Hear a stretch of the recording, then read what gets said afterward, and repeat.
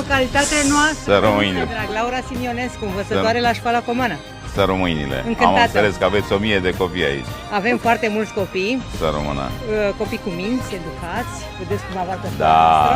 superb arată. Și încântată să vă cunosc personal, pentru că vă urmăream pe Să rămâinile. activitatea noastră pe Facebook, Da. acolo, și vedeam câte Acolo lucruri sunt frumoase descărcări faceți. nervoase, în Facebook-ul și în TikTok sunt descărcări nervoase. Realitatea este aici în teren. Totul alta. Să rămână. Mă bucur că faceți parte din acest proiect și din echipa noastră și aveam nevoie de o mână așa de fier. Mulțumesc pentru încredere și n-am să vă dezamăgesc.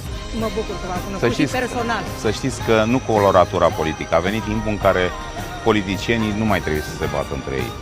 Politicienii trebuie să-și dea mâna pentru dumneavoastră, pentru toți cetățenii, nu mai neapărat din județul Giurgiu, pentru România.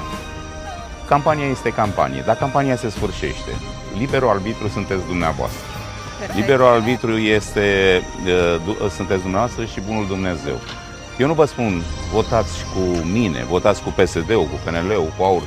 Dumneavoastră, ce simțiți, aia trebuie doar să vă duceți la vot. Și oamenii fac lucruri. Da, să știți, Lucruri care rămân. să știți că sunt oameni buni și în PSD, și în PNL, și în... Ei trebuie să înțeleagă că toți trebuie să ne dăm mâna pentru dumneavoastră.